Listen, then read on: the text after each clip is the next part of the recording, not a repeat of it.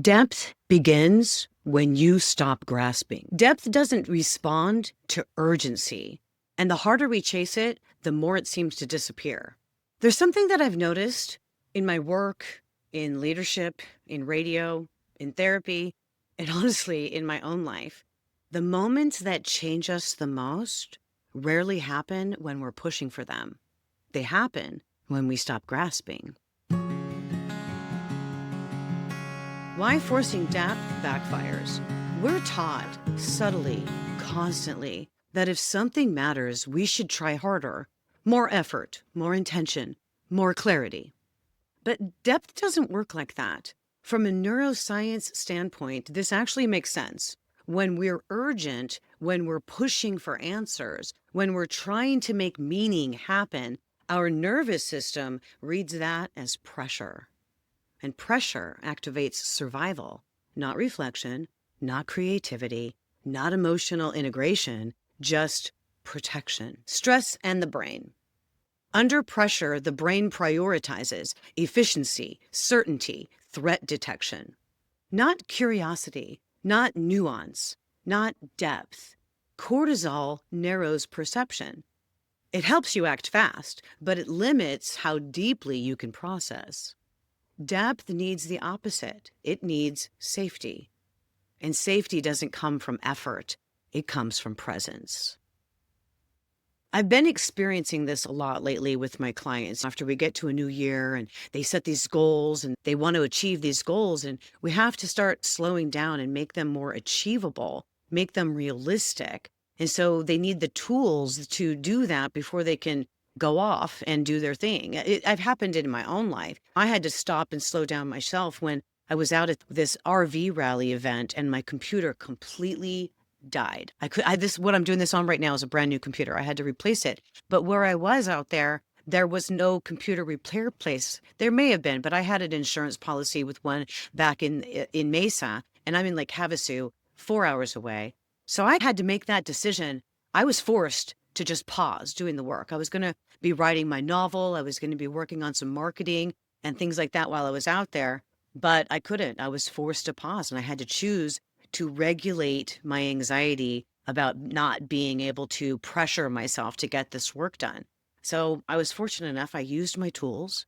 I slowed down. I didn't spiral out of control. And frankly, the time that I was forced to pause was actually a blessing, because I gained more clarity out there and new opportunities appeared that I probably would have passed over or ignored.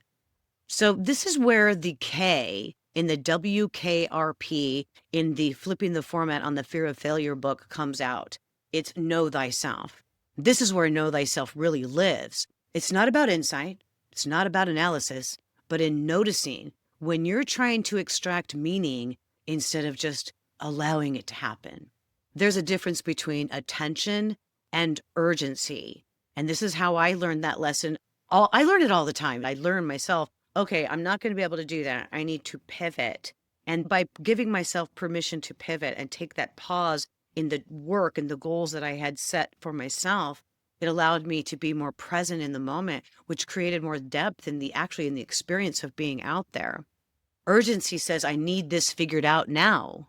But presence says, I'm here, I'm listening. So depth only answers the second one. So what's your default mode network? There's a network in the brain called the default mode network. It's most active when you're not performing, when you're not solving, when you're not chasing outcomes. This is where meaning integrates, memories connect, insight forms quietly. The DMN doesn't activate under pressure. It activates when the mind feels unthreatened. Which means if you're forcing clarity, your brain literally can't give it to you yet. So while I was back to the RV rally, while I was out there and my computer died and there's no repair shop around, I did choose presence. And so what happened was it opened me up to being more outside and sitting and having more community conversations and listening to them. And you know what?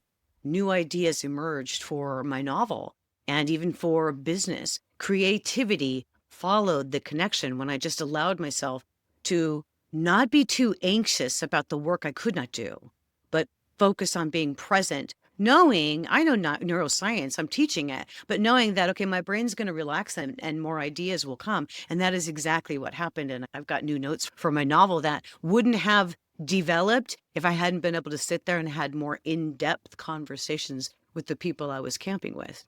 So this is where performance versus presence takes over.